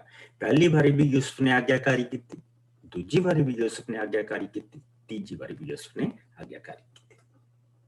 ਲੇਕਿਨ ਉਸਨੇ ਇੱਕ ਨਬੀ ਦੇ ਦੁਆਰਾ ਕਹੀ ਗਈ ਗੱਲ ਨੂੰ ਵੀ ਪੂਰਾ ਕਰ ਦਿੱਤਾ। ਉਸਨੇ ਦੇਖਿਆ ਕਿ ਜੇ ਮੈਂ ਬੈਤਲਹਿਮ ਦੇ ਵਿੱਚ ਵਾਪਸ ਗਿਆ ਤੇ ਕਿਤੇ ਇਹ ਨਾ ਹੋਵੇ ਕਿ ਉਹ ਬੱਚੇ ਨੂੰ ਫਿਰ ਇਹਦੇ ਤੇ ਕੋਈ ਆਂਚ ਆਏ, ਇਸ ਕਰਕੇ ਉਹ ਨਾਸਰਤ ਦੇ ਇਲਾਕੇ ਦੇ ਵਿੱਚ ਚਲਾ ਗਿਆ, ਗਲੀਲ ਦੇ ਇਲਾਕੇ ਦੇ ਵਿੱਚ ਚਲਾ ਗਿਆ। ਉਹ ਇਸ ਕਰਕੇ ਯਿਸੂ ਨਾਸਰੀ ਅਖਵਾਇਆ, ਜੀਸਸ ਆਫ ਨਾਜ਼ਰੇਨ ਉਹ ਅਖਵਾਇਆ। ਔਰ ਇਸੇ ਕਰਕੇ ਉਹ ਬਾਰ-ਬਾਰ ਸਾਨੂੰ ਇਹਨਾਂ ਚੀਜ਼ਾਂ ਦਾ ਪਤਾ ਹੋਰ ਲੱਗਦਾ ਜਿਸ ਲਈ ਅਸੀਂ ਦੇਖਦੇ ਹਾਂ ਕਿ ਲੋਕ ਕਹਿੰਦੇ ਆ ਕਿ ਹਾਂ ਅਸੀਂ ਇਹਦੇ ਕੰਮ ਦੇਖਦੇ ਪਏ ਹਾਂ, ਇਹਦੇ ਕੰਮ ਤਾਂ ਬਿਲਕੁਲ ਜੋ ਮਸੀਹ ਦੇ ਲਈ ਕਿਹਾ ਗਿਆ, ਇਸ ਦੀਆਂ ਗੱਲਾਂ ਜੋ ਮਸੀਹ ਦੇ ਲਈ ਕਹੀਆਂ ਗਈਆਂ ਉਹ ਸਾਰੀਆਂ ਪੂਰੀਆਂ ਹੁੰਦੀਆਂ, ਪਰ ਇਹ ਨਾਸਰਤ ਚੋਂ ਆਇਆ, ਉਹਨੇ ਤਾਂ ਬੈਤਲਹਿਮ ਚ ਪੈਦਾ ਹੋਣਾ ਸੀ। ਸੋ ਉਹਨਾਂ ਦੇ ਆਪਣੇ ਮੂੰਹ ਦੇ ਵਿੱਚੋਂ ਅਸੀਂ ਇਹ ਸੁਣਦੇ ਪਏ ਹਾਂ ਜੋ ਪ੍ਰਭੂ ਦੇ ਵਚਨ ਦੀਆਂ ਸੱਚਾਈਆਂ ਆ ਉਹ ਆਪ ਹੀ ਕਹੀ ਚਲੀ ਜਾਂਦੇ ਆ। ਲੇਕਿਨ ਅਗੇਨ ਸੁਣਦਿਆਂ ਹੋਇਆਂ ਉਹ ਸੁਣਦੇ ਨਹੀਂ ਪਏ, ਦੇਖਦਿਆਂ ਹੋਇਆਂ ਉਹ ਦੇਖਦੇ ਨਹੀਂ ਪਏ। That is the problem. ਇੱਕ ਫਰਿਸ਼ਤਿਆਂ ਦੇ ਬਾਰੇ ਅਸੀਂ ਹੋਰ ਦੇਖਾਂਗੇ। ਮੇਰੇ ਨਾਲ ਆ ਜੋ ਲੂਕਾ ਦਾ ਦੂਸਰਾ ਭਾਗ, ਉਸ ਦੀ 8 ਤੋਂ 20 ਆਇਤ, 102 ਪੰਨਾ ਨਵੇਂ ਨਿਯਮ ਦੇ ਵਿੱਚੋਂ। 8 ਤੋਂ 20 ਆਇਤ ਤੱਕ ਜਿਸ ਨੂੰ ਮਿਲ ਜਾਏ।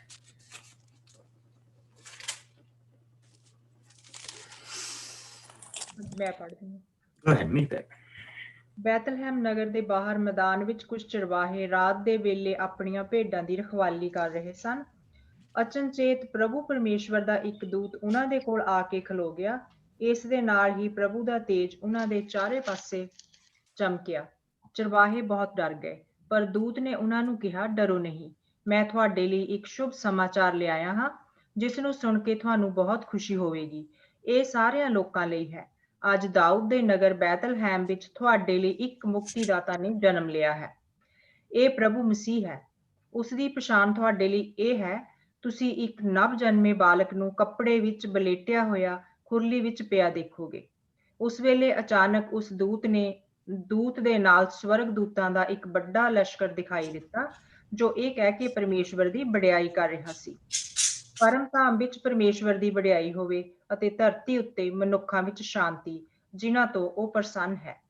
ਜਦੋਂ ਸਵਰਗਦੂਤ ਉੱਥੇ ਸਵਰਗ ਨੂੰ ਵਾਪਸ ਚਲੇ ਗਏ ਤਾਂ ਚਰਵਾਹਿਆਂ ਨੇ ਆਪੋ ਵਿੱਚ ਕਿਹਾ, ਆਓ ਅਸੀਂ ਬੈਤਲਹਿਮ ਨੂੰ ਚੱਲੀਏ ਅਤੇ ਜੋ ਘਟਨਾ ਉੱਥੇ ਵਾਪਰੀ ਹੈ, ਜਿਸ ਬਾਰੇ ਪ੍ਰਭੂ ਨੇ ਸਾਨੂੰ ਦੱਸਿਆ ਹੈ, ਜਾ ਕੇ ਦੇਖੀਏ।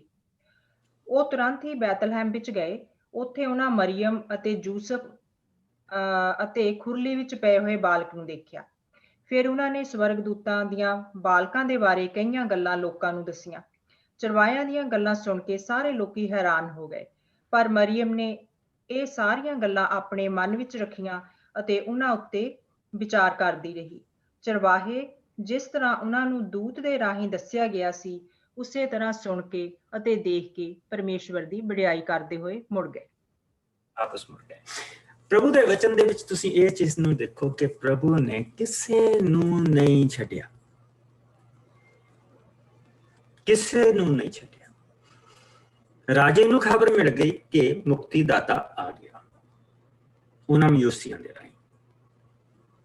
ਦੂਰ ਦੂਰ ਤੱਕ ਦੇਸ਼ਾਂ ਨੂੰ ਇਹ ਜਿਹੜੇ ਸਾਰੇ ਤਾਰਿਆਂ ਦਾ ਗਿਆਨ ਰੱਖਣ ਵਾਲੇ ਸੀ, ਇਹਨਾਂ ਨੇ ਦੇਖ ਕੇ ਦੱਸ ਦਿੱਤਾ ਕਿ ਕੋਈ ਵੱਡੀ ਹਸਤੀ ਆ ਰਹੀ ਹੈ, ਕੋਈ ਵੱਡੀ ਹਸਤੀ ਆ ਰਹੀ ਹੈ, ਉਹ ਸਵਰਗ ਤੋਂ ਕੋਈ ਆ ਰਿਹਾ। ਸੋ ਉਹ ਸਾਰੇ ਦੇਖਣ ਆਏ। ਪ੍ਰਭੂ ਨੇ ਚਰਵਾਹਿਆਂ ਤੱਕ, ਜਿਹੜੇ ਵਿਚਾਰੇ ਗਰੀਬ ਲੋਕ ਹੁੰਦੇ, ਉਹਨਾਂ ਨੂੰ ਵੀ ਦੱਸ ਦਿੱਤਾ ਕਿ ਪ੍ਰਭੂ ਆ ਰਿਹਾ। ਔਰ ਦੇਖੋ ਕਿੰਨੀ ਵੱਡੀ ਚੀਜ਼, ਕਿੰਨੇ ਵੱਡੇ ਤਰੀਕੇ ਦੇ ਨਾਲ ਉਹਨਾਂ ਨੂੰ ਦੱਸਿਆ ਕਿ ਉਹ ਚਰਵਾਹੇ ਆਪਣੀਆਂ ਭੇਡਾਂ ਦੀ ਰਾਖੀ ਕਰ ਰਹੇ ਸੀ ਤਾਂ ਪ੍ਰਭੂ ਦਾ ਤੇਜ ਉਹਨਾਂ ਦੇ ਆਲੇ ਦੁਆਲੇ ਚਮਕਿਆ। ਨਵੀਆਂ ਦੇ ਨਾਲ ਏਦਾਂ ਹੁੰਦਾ ਸੀ, ਜਿਸ ਲਈ ਅਸੀਂ ਪੁਰਾਣੇ ਨਿਯਮ ਚ ਪੜ੍ਹਦੇ ਹਾਂ ਤੇ ਨਬੀਆਂ ਦੇ ਨਾਲ ਇਹ ਚੀਜ਼ਾਂ ਹੁੰਦੀਆਂ ਸੀ। ਪ੍ਰਭੂ ਦਾ ਤੇਜ ਉਹ ਦੇਖਦੇ ਸੀ, ਪ੍ਰਭੂ ਨੂੰ ਸਵਰਗ ਦੇ ਵਿੱਚ ਬਿਰਾਜਮਾਨ ਹੋਇਆ ਉਹ ਦੇਖਦੇ ਸੀ। ਜਾਂ ਅਸੀਂ ਜਿਸ ਲਈ ਸਮਸੂਨ ਦਾ ਜਨਮ ਹੋਇਆ ਸੀਗਾ ਤੇ ਉਹਦੀ ਮਾਂ ਨੇ ਫਰਿਸ਼ਤਾ ਦੇਖਿਆ ਸੀ, ਉਸਨੇ ਉਹ ਰੋਸ਼ਨੀ ਦੇਖੀ ਸੀ। ਅਬਰਾਹਮ ਨੇ ਉਹ ਚੀਜ਼ਾਂ ਦੇਖੀਆਂ, ਮੋਸੇਸ ਨੇ ਉਹ ਚੀਜ਼ਾਂ ਦੇਖੀਆਂ, ਲੇਕਿਨ ਚਰਵਾਹੇ ਗਰੀਬ ਆਦਮੀ ਕਿੱਦਾਂ ਪ੍ਰਭੂ ਯਿਸੂ ਮਸੀਹ ਨੇ ਹੇਠਲੀ ਉੱਤੇ ਕਰ ਦਿੱਤੀ ਆ ਕਿ ਐਸੀ ਜਗ੍ਹਾ ਦੇ ਵਿੱਚ ਪ੍ਰਭੂ ਯਿਸੂ ਮਸੀਹ ਨੇ ਜਨਮ ਲਿਆ ਜਿੱਥੇ ਚਰਵਾਹੇ ਵੀ ਜਾ ਸਕਦੇ। ਚਰਵਾਹੇ ਕਿਸੇ ਅਮੀਰ ਆਦਮੀ ਦੇ ਘਰ ਨਹੀਂ ਜਾ ਸਕਦੇ ਸੀਗੇ। ਚਰਵਾਹੇ ਤਾਂ ਚਰਵਾਹਿਆਂ ਨੂੰ ਤਾਂ ਉਹ ਸਬਤ ਰੱਖਣ ਦੇ ਲਈ ਵੀ ਨਹੀਂ ਕਹਿੰਦੇ ਸੀਗੇ, ਕਿਉਂਕਿ ਉਹ ਕਹਿੰਦੇ ਸੀ ਇਹਨਾਂ ਨੇ ਭੇਡਾਂ ਦੀ ਰਾਖੀ ਕਰਨੀ, ਇਹਨਾਂ ਕੋਲ ਟੁੱਟ ਜਾਣਾ ਸਬਤ। ਸੋ ਇਹ ਇਸ ਕਰਕੇ ਉਹਨਾਂ ਨੂੰ ਉਦਾਂ ਹੀ ਨਿਕੰਮੇ ਗਿਣਦੇ ਸੀ, ਉਹ ਨਿਕੰਮੇ ਲੋਕ ਆਏ। ਚਰਵਾਹਿਆਂ ਦੀ ਕੋਈ ਗਵਾਹੀ ਨਹੀਂ ਸੀ ਮੰਨਦਾ ਹੁੰਦਾ ਕਿ ਦੰਦ ਕਥਾਵਾਂ ਸਾਰੀ ਰਾਤ ਸੁਣਾਉਂਦੇ ਰਹਿੰਦੇ ਆ ਤੇ ਸੁਣਾਉਂਦੇ ਰਹਿੰਦੇ ਆ। ਈਵਨ ਦੋ ਆਪ ਚਰਵਾਹਿਆਂ ਦੇ ਬੱਚੇ ਆ ਸਾਰੇ, ਅਬਰਾਹਮ ਵੀ ਚਰਵਾਹਾ ਹੀ ਸੀਗਾ, ਫਿਰ ਵੀ ਉਹਨਾਂ ਦੀ ਕਦਰ ਕੋਈ ਨਹੀਂ ਸੀ, ਕੁਛ ਕਦਰ ਨਹੀਂ ਸੀ। ਪ੍ਰਭੂ ਨੇ ਉਹਨਾਂ ਦੀ ਕਦਰ ਕੀਤੀ। ਕਿੰਨੀ ਕਦਰ ਕੀਤੀ ਦੇਖੋ। ਅਚਨਚੇਤ 9ਵੀਂ ਆਇਤ, ਪ੍ਰਭੂ ਪਰਮੇਸ਼ਵਰ ਦਾ ਇੱਕ ਸਵਰਗ ਦੂਤ ਉਹਨਾਂ ਦੇ ਕੋਲ ਆ ਕੇ ਖਲੋ ਗਿਆ। ਇਸ ਦੇ ਨਾਲ ਹੀ ਪ੍ਰਭੂ ਦਾ ਤੇਜ ਉਸ ਦੇ ਚਾਰੇ ਪਾਸੇ ਚਮਕਿਆ। ਉਹ ਬਹੁਤ ਡਰ ਗਏ, ਪਰ ਦੂਤ ਨੇ ਉਹਨਾਂ ਨੂੰ ਕਿਹਾ, ਡਰੋ ਨਹੀਂ, ਮੈਂ ਤੁਹਾਡੇ ਲਈ ਇੱਕ ਸ਼ੁਭ ਸਮਾਚਾਰ ਲਿਆਇਆ ਹਾਂ ਜਿਸ ਨੂੰ ਸੁਣ ਕੇ ਤੁਹਾਨੂੰ ਬੜੀ ਖੁਸ਼ੀ ਹੋਏਗੀ। ਇਹ ਸਾਰਿਆਂ ਲੋਕਾਂ ਦੇ ਲਈ ਹੈ। ਅੱਜ ਦਾਊਦ ਦੇ ਨਗਰ ਬੈਤਲਹਮ ਦੇ ਵਿੱਚ ਤੁਹਾਡੇ ਲਈ ਇੱਕ ਮੁਕਤੀਦਾਤੇ ਨੇ ਜਨਮ ਲਿਆ ਹੈ। ਇਹ ਪ੍ਰਭੂ ਮਸੀਹ ਹੈ। ਉਸ ਦੀ ਪਛਾਣ ਇਹ ਹੋਏਗੀ, ਤੁਸੀਂ ਇੱਕ ਨਵ ਜਨਮੇ ਬਾਲਕ ਨੂੰ ਕੱਪੜੇ ਦੇ ਵਿੱਚ ਵਲੇਟਿਆ ਹੋਇਆ ਖੁਰਲੀ ਦੇ ਵਿੱਚ ਪਿਆ ਦੇਖੋਗੇ। ਅਤੇ ਉਸ ਵੇਲੇ ਅਚਾਨਕ ਉਸ ਦੂਤ ਦੇ ਨਾਲ ਸਵਰਗ ਦੂਤਾਂ ਦਾ ਇੱਕ ਵੱਡਾ ਲਸ਼ਕਰ ਦਿਖਾਈ ਦਿੱਤਾ, ਜੋ ਇਹ ਕਹਿ ਰਿਹਾ ਸੀ, ਜੋ ਕਿ ਇਹ ਕਹਿ ਕੇ ਪਰਮੇਸ਼ਰ ਦੀ ਵਡਿਆਈ ਕਰ ਰਿਹਾ ਸੀ, ਪਰਮ ਧਾਮ ਦੇ ਵਿੱਚ ਪਰਮੇਸ਼ਰ ਦੀ ਵਡਿਆਈ ਹੋਵੇ ਅਤੇ ਧਰਤੀ ਤੇ ਮਨੁੱਖਾਂ ਦੇ ਵਿੱਚ ਸ਼ਾਂਤੀ, ਜਿਨ੍ਹਾਂ ਤੋਂ ਉਹ ਪ੍ਰਸੰਨ ਹੈ।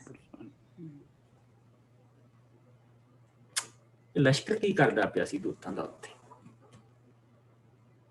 That is the main thing. ਇਹ ਮੇਨ ਚੀਜ਼ ਆ। ਪੁਰਾਣੇ ਨਿਯਮ ਚ ਮੈਂ ਤੁਹਾਨੂੰ ਇੱਕ ਵਾਰੀ ਲੈ ਕੇ ਜਾਊਂਗਾ, ਮੇਰੇ ਨਾਲ ਆ ਜਾਓ। ਯਸਾਇਆ ਨਬੀ ਦਾ 6ਵਾਂ ਪਾਠ,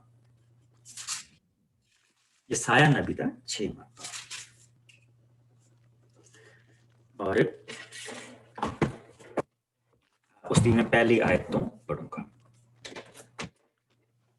राजा उजिया की मौत वाले साल मैं प्रभु ਨੂੰ ਇੱਕ ਦਰਸ਼ਨ ਵਿੱਚ ਦੇਖਿਆ। ਮੈਂ ਪ੍ਰਭੂ ਨੂੰ ਇੱਕ ਦਰਸ਼ਨ ਦੇ ਵਿੱਚ ਦੇਖਿਆ।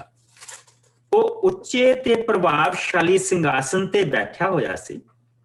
ਉਸ ਦੇ ਸ਼ਾਹੀ ਲਿਬਾਸ ਨਾਲ ਸਾਰਾ ਮੰਦਰ ਭਰਿਆ ਹੋਇਆ ਸੀ। ਉਸ ਦੇ ਚਾਰੇ ਪਾਸੇ ਦੇਵੀ ਪ੍ਰਾਣੀ ਖੜੇ ਸਨ, ਜਿਨ੍ਹਾਂ ਦੇ 6-6 ਖੰਭ ਸਨ। ਹਰ ਪ੍ਰਾਣੀ 2 ਖੰਭਾਂ ਨਾਲ ਆਪਣਾ ਮੂੰਹ ਢੱਕਦਾ, 2 ਖੰਭਾਂ ਦੇ ਨਾਲ ਆਪਣਾ ਸਰੀਰ ਢੱਕਦਾ ਅਤੇ 2 ਖੰਭਾਂ ਦੇ ਨਾਲ ਉੱਡਦਾ ਸੀ। ਉਹ ਇੱਕ ਦੂਜੇ ਨੂੰ ਕਹਿ ਰਹੇ ਸਨ, ਪਵਿੱਤਰ ਪਵਿੱਤਰ ਪਵਿੱਤਰ, ਸਰਵ ਸ਼ਕਤੀਮਾਨ ਪ੍ਰਭੂ ਪਵਿੱਤਰ ਹੈ, ਉਸ ਦਾ ਪ੍ਰਤਾਪ ਸੰਸਾਰ ਨੂੰ ਭਰਦਾ ਹੈ। ਸੋ ਕਿੱਦਾਂ ਉਹ ਖੜੇ ਉੱਥੇ ਸਵਰਗਦੂਤ, ਔਰ ਇਹ ਮੇਨ ਸਵਰਗਦੂਤ ਆ, ਇਹ ਐਵੇਂ ਕੈਮੀ ਨਹੀਂ ਗਏ, ਇਹ ਮੇਨ ਸਵਰਗਦੂਤ ਕਿੱਦਾਂ ਖੜੇ ਅੱਖਾਂ ਦੇ ਉੱਤੇ, ਇਹ ਤਾਂ ਉਹਨਾਂ ਨੇ ਭਰ ਲਏ, ਦਰਸ਼ਨ ਨਹੀਂ ਕਰ ਸਕਦੇ, ਦਰਸ਼ਨ ਨਹੀਂ ਕਰ ਸਕਦੇ ਪ੍ਰਭੂ ਪਰਮੇਸ਼ਵਰ ਦੇ। ਇੱਥੇ ਜਿਹੜੇ ਦਰਸ਼ਨ ਉਹ ਸਵਰਗਦੂਤ ਦਰਸ਼ਨ ਕਰਨ ਦੇ ਲਈ ਆਏ। ਪਹਿਲੀ ਵਾਰੀ ਉਹਨਾਂ ਨੇ ਪ੍ਰਭੂ ਦੇ ਦਰਸ਼ਨ ਕੀਤੇ।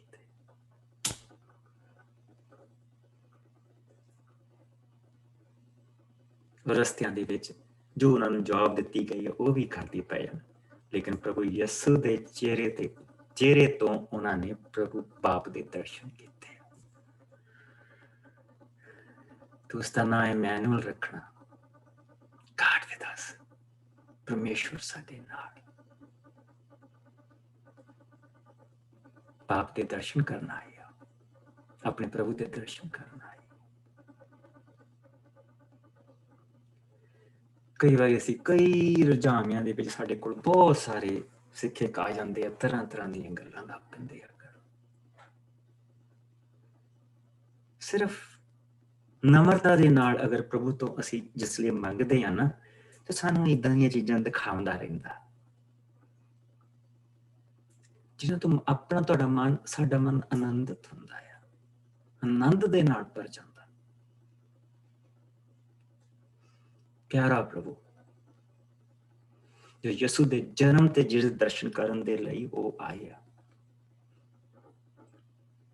ਸਵਰਗ ਤੋਂ ਦਰਸ਼ਨ ਕਰਨ ਦੇ ਲਈ ਆਏ ਆ, ਦੂਰ ਦੂਰ ਦੇਸ਼ਾਂ ਤੋਂ ਸਵਰਗਦੂਤ ਲੈ ਕੇ ਆਇਆ ਦਰਸ਼ਨ ਕਰਾਉਣ ਦੇ ਲਈ, ਚਰਵਾਹੇ ਦਰਸ਼ਨ ਕਰਨ ਦੇ ਲਈ ਆਏ ਆ, ਔਰ ਇੱਕ ਐਸੀ ਜਗ੍ਹਾ ਤੇ ਰਾਜਿਆਂ ਦਾ ਰਾਜਾ ਪੈਦਾ ਹੋਇਆ ਜਿੱਥੇ ਕਿਸੇ ਨੂੰ ਵੀ ਕੋਈ ਜਾਣ ਦੀ ਰੋਕ ਨਹੀਂ।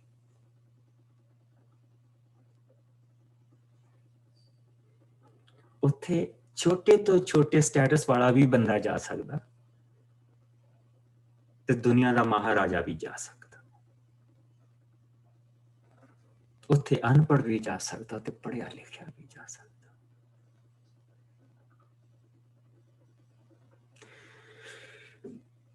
ਜਿਹੜੇ ਬੱਚੇ ਹੁੰਦੇ ਆ ਨਾ, ਉਹ ਦੋ ਜਣਿਆਂ ਤੋਂ ਬਹੁਤ ਡਰਦੇ ਆ। ਇੱਕ ਤਾਂ ਡਾਕਟਰ ਤੋਂ ਬਹੁਤ ਡਰਦੇ, ਤੇ ਦੂਜਾ ਜਿਹੜਾ ਸਾਡੇ ਵਰਗੇ ਜਿਨ੍ਹਾਂ ਨੇ ਆਪਣੇ ਪੂਰੇ ਕੋਟ ਪੈਂਟ ਪਾ ਕੇ ਪ੍ਰਚਾਰ ਕਰਨ ਦੇ ਲਈ ਚੜੇ ਹੁੰਦੇ, ਉਹਨਾਂ ਤੋਂ ਬਹੁਤ ਡਰਦੇ ਆ।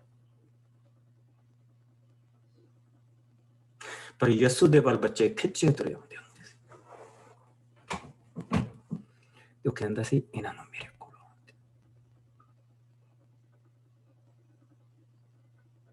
ਬੱਚੇ, ਕਿਉਂਕਿ ਉਹਨੇ ਸਾਨੂੰ ਆਪਣੇ ਬੱਚੇ ਬਣਾਇਆ, ਸਾਨੂੰ ਬਾਪ ਦੀ ਸੰਤਾਨ ਬਣਾਇਆ। ਕਿਸੇ ਨੇ ਨਹੀਂ ਬਣਾਇਆ।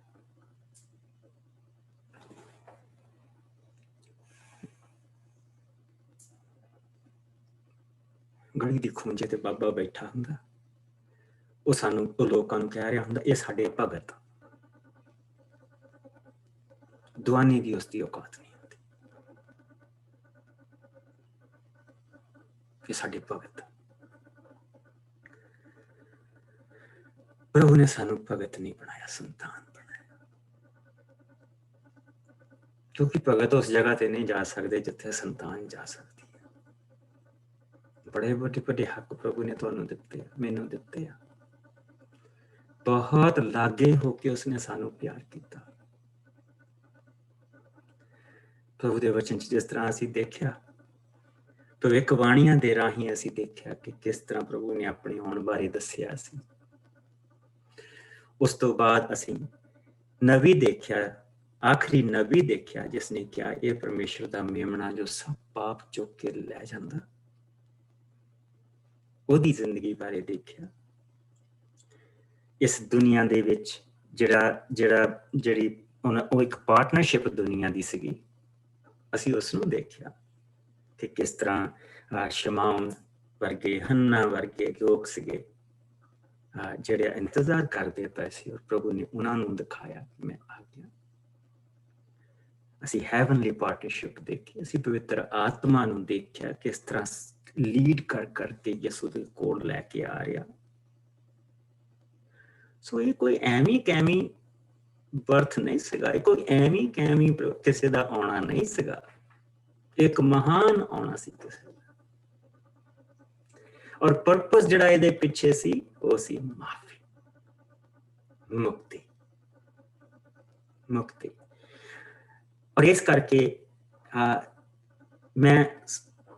ਮੇਰਾ ਆਪਣੀ ਮਿਨਿਸਟਰੀ ਦੇ ਵਿੱਚ ਇੱਕੋ ਚੀਜ਼ ਰੱਖੀ ਆ ਕਿ ਮੈਂ ਆਪਣੇ ਭੈਣਾਂ ਭਰਾਵਾਂ ਨੂੰ ਮੁਕਤੀ ਦੀ ਖੁਸ਼ੀ ਉਹਨਾਂ ਦੇ ਅੰਦਰ ਜਿਹੜੀ ਹੈ ਨਾ ਉਹ ਅਨਰੈਪ ਕਰਕੇ, ਜਿਹੜਾ ਗਿਫਟ ਉਹ ਹੀ ਇੱਕ ਗਿਫਟ ਹੈ ਜਿਹੜੇ ਅਗਰ ਅਨਰੈਪ ਹੋ ਜਾਏ, ਉਹ ਇੱਕ ਐਸਾ ਗਿਫਟ ਹੈ ਜਿਹੜਾ ਅਸੀਂ ਅਨਰੈਪ ਨਹੀਂ ਕਰਦੇ।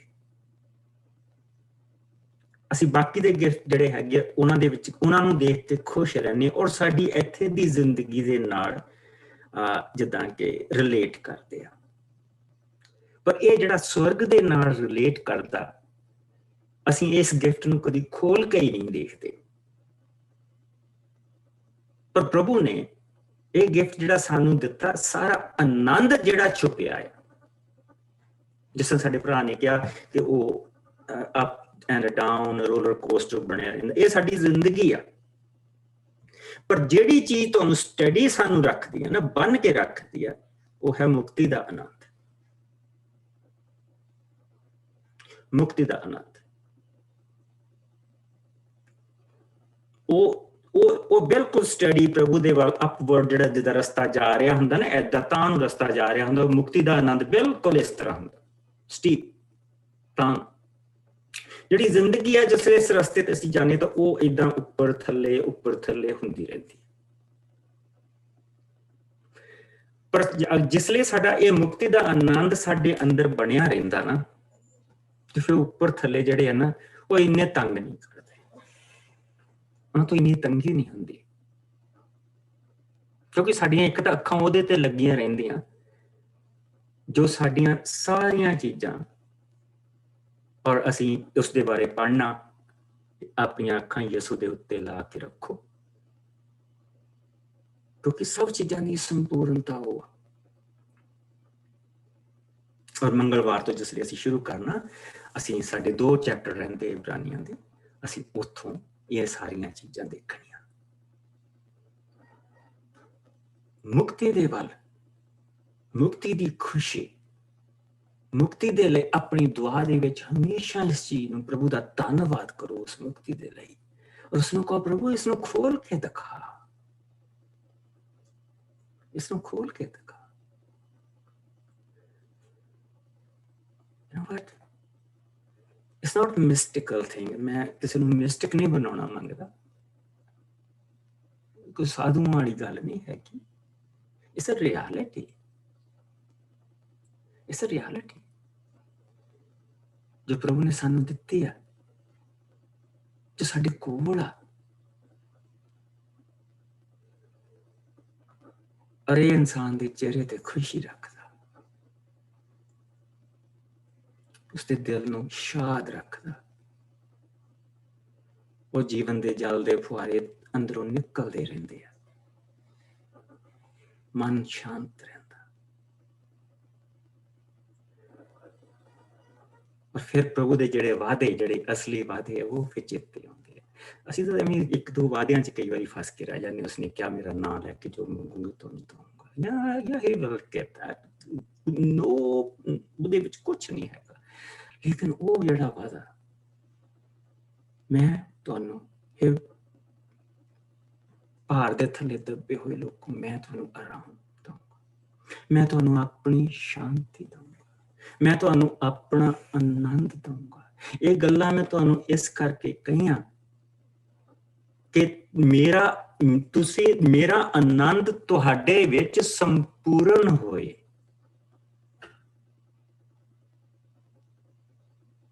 ਉਹ ਵੀ ਤਾਂ ਵਾਅਦੇ ਆ ਨਾ, ਉਹ ਵੀ ਤਾਂ ਮਾਲਕ ਨੇ ਵਾਅਦੇ ਦਿੱਤੇ ਆ ਕਿ ਨਹੀਂ? ਉਹ ਵੀ ਉਸਨੇ ਦਿੱਤੇ, ਉਹ ਵੀ ਉਸਨੇ ਦਿੱਤੇ। ਸੋ ਮੇਰੀ ਦੁਆ ਇਹ ਆ ਕਿ ਅਸੀਂ 2-1 ਵਾਅਦਿਆਂ ਦੇ ਵਿੱਚ ਨਾ ਕਿਤੇ ਫਸ ਕੇ ਰਹਿ ਜਾਈਏ, ਬਲਕਿ ਜਿਹੜਾ ਬਫੇ ਪ੍ਰਭੂ ਨੇ ਵਿਛਾਇਆ ਸਾਡੇ ਅੱਗੇ, ਉਸ ਦਾ ਪੂਰੇ ਦਾ ਆਨੰਦ ਮਾਣਦੇ ਹੋਏ ਅਸੀਂ ਉਹ ਛੋਟੇ ਰਸਤੇ ਤੇ ਤੁਰੇ ਜਾਈਏ। ਔਰ ਇਹ ਹੋਈ ਮੇਰੀ ਤੁਹਾਡੇ ਲਈ ਦੁਆ, ਇਹ ਹੋਈ ਮੇਰੀ ਆਪਣੇ ਆਪ ਦੇ ਲਈ ਦੁਆ। ਮੰਗਲਵਾਰ ਨੂੰ ਮਿਲਾਂਗੇ ਔਰ ਅਸੀਂ ਆਪਣਾ ਜੋ ਸਾਰੀ ਸਟੱਡੀ ਚੱਲਦੀ ਪਈ ਸੀ ਇਬਰਾਨੀਆਂ ਦੀ, ਉਸ ਨੂੰ ਜਾਰੀ ਰੱਖਾਂਗੇ। ਔਰ ਉਸ ਤੋਂ ਬਾਅਦ ਅਗਰ ਤੁਹਾਡੇ ਮਨ ਦੇ ਵਿੱਚ ਕੋਈ ਬੁੱਕ ਐਸੀ ਹੈਗੀ ਜਿਹੜੀ ਤੁਸੀਂ ਸ਼ੁਰੂ ਕਰਨੀ ਮੰਗਦੇ ਆ, ਅਸੀਂ ਫਿਰ ਉਸ ਦੇ ਵਿੱਚ ਜਾਵਾਂਗੇ। Let us pray. Prabhu ji, ਮੈਂ ਤੇਰਾ ਬਹੁਤ ਸ਼ੁਕਰ ਕਰਦਾ, ਤੇਰੀ ਦਇਆ, ਤੇਰੇ ਰਹਿਮ, ਤੇਰੇ ਪਿਆਰ ਦੇ ਲਈ, ਤੇਰੀ ਮਹਾਨਤਾ ਦੇ ਲਈ। ਹੋ ਮੇਰੇ ਪਿਆਰੇ ਪ੍ਰਭੂ, ਕਿੱਡਾ ਵੱਡਾ ਦਿਨ ਸੀ ਇਹ। ਸੱਚਮੁੱਚ ਅਸੀਂ ਇਸ ਨੂੰ ਵੱਡਾ ਦਿਨ ਕਹਿੰਦੇ ਹਾਂ। ਕਿੰਨਾ ਵੱਡਾ ਦਿਨ ਸੀ ਇਹ, ਜਦ ਪ੍ਰਭੂ ਜੀ ਤੂੰ ਇਸ ਧਰਤੀ ਦੇ ਉੱਤੇ ਆਇਆ। ਔਰ ਖੁਦਾਵੰਦ ਤੂੰ ਸਾਡੇ ਜ਼ਿੰਦਗੀ ਨੂੰ, ਸਾਨੂੰ ਇੱਕ ਨਵੀਂ ਜ਼ਿੰਦਗੀ, ਜ਼ਬੂਰ ਦੇ ਅਨੁਸਾਰ ਇੱਕ ਨਵੀਂ ਜ਼ਿੰਦਗੀ ਦੇਣ ਦੇ ਲਈ ਆਇਆ, ਇੱਕ ਨਵੀਂ ਮੁਕਤੀ ਦੇਣ ਦੇ ਲਈ ਆਇਆ, ਇੱਕ ਨਵਾਂ ਪਨ ਦੇਣ ਦੇ ਲਈ ਆਇਆ। ਮੇਰੇ ਪਿਆਰੇ ਪ੍ਰਭੂ, ਤੂੰ ਇਹ ਸਭ ਚੀਜ਼ਾਂ ਸਾਡੀ ਜ਼ਿੰਦਗੀ ਦੇ ਵਿੱਚ ਹੋਣ ਦੇ ਕਿ ਅਸੀਂ ਤੇਰੇ ਆਨੰਦ, ਤੇਰਾ ਪਿਆਰ, ਤੇਰੀ ਸ਼ਾਂਤੀ, ਤੇਰੀ ਦਇਆ, ਤੇਰੀ ਕਿਰਪਾ ਦੇ ਸ਼ਬਦਾਂ ਨੂੰ ਸਿਰਫ ਸੁਣਨ ਵਾਲੇ ਨਾ ਬਣੀਏ, ਬਲਕਿ ਇਹਨਾਂ ਚੀਜ਼ਾਂ ਨੂੰ ਆਪਣੀ ਜ਼ਿੰਦਗੀ ਦੇ ਵਿੱਚ ਮਹਿਸੂਸ ਕਰੀਏ ਔਰ ਇਹਨਾਂ ਬਰਕਤਾਂ ਦੇ ਨਾਲ ਅਸੀਂ ਦੂਸਰਿਆਂ ਨੂੰ ਵੀ ਬਰਕਤ ਦੇ ਸਕੀਏ। ਮੈਂ ਆਪਣੇ ਭੈਣ ਭਰਾਵਾਂ ਨੂੰ ਪ੍ਰਭੂ ਜੀ ਤੇਰੀਆਂ ਹੱਥਾਂ 'ਚ ਦਿੰਦਾ, ਬਰਕਤ ਦਿੰਦਾ। ਸਾਡੀ ਕੈਲਗਰੀ ਵਾਲੀ ਚਰਚ, ਪ੍ਰਭਿੰਦਰ ਦੀ, ਪ੍ਰਭੂ ਜੀ ਸਰੀ ਦੀ ਚਰਚ, ਸਾਡੀਆਂ ਐਬਰਸਫੋਰਡ ਦੀਆਂ ਚਰਚਾਂ, ਪੰਜਾਬੀ ਚਰਚਾਂ, ਪ੍ਰਭੂ ਜੀ ਜਿੱਥੇ ਜਿੱਥੇ ਵੀ ਲੋਕ ਇਸ ਦਿਨ ਦਾ ਆਨੰਦ ਮਨਾ ਰਹੇ ਅੱਜ ਇਹਨਾਂ ਦਿਨਾਂ ਦੇ ਵਿੱਚ, ਪ੍ਰਭੂ ਜੀ ਸਭ ਨੂੰ ਬਰਕਤ ਦੇ, ਸਭ ਨੂੰ ਬਰਕਤ ਦੇ। ਹਰ ਇੱਕ ਦੇ ਨਾਲ ਤੂੰ ਬਣਿਆ ਰਹੇ। ਹੁਣ ਤੋਂ ਲੈ ਕੇ ਜਦ ਤੱਕ ਅਸੀਂ ਮਿਲੀਏ ਪ੍ਰਭੂ ਜੀ, ਤੇਰੀ ਰਾਖੀ, ਤੇਰਾ ਰਹਿਮ, ਤੇਰੀ ਸ਼ਾਂਤੀ, ਤੇਰਾ ਆਰਾਮ ਸਾਡੇ ਨਾਲ ਬਣਿਆ। ਪਿਆਰੇ ਬਾਪ, ਸਾਡੇ ਅੱਗੇ, ਸਾਡੇ ਪਿੱਛੇ, ਸੱਜੇ ਔਰ ਖੱਬੇ ਤੇਰੀ ਰਾਖੀ ਲੱਗੀ ਰਹੇ। ਪੈਰਾਂ ਦੇ ਵਿੱਚ ਤੇਰਾ ਛੋਟਾ ਰਸਤਾ ਬਣਿਆ ਰਹੇ, ਸਾਡੇ ਪੈਰ ਤਿਲਕਣ ਨਾ ਮੇਰੇ ਪ੍ਰਭੂ। ਔਰ ਸਵਰਗ ਤੋਂ ਤੇਰੀ ਨਿਗਾਹਬਾਨੀ ਸਾਡੇ ਉੱਤੇ ਲੱਗੀ ਰਹੇ। ਅੰਦਰ ਪਵਿੱਤਰ ਆਤਮਾ ਸਾਡੇ ਸੱਤੇ ਪਾਸੇ ਤੋਂ ਪ੍ਰਭੂ ਜੀ ਤੂੰ ਸਾਨੂੰ ਆਪਣੇ ਵਿੱਚ ਬਣਾ ਕੇ ਰੱਖੇ, ਤਾਂ ਕਿ ਅਸੀਂ ਤੇਰੇ ਵਿੱਚ ਬਣੇ ਰਹੀਏ ਔਰ ਅਸੀਂ ਘਰ ਪਹੁੰਚ ਜਾਈਏ।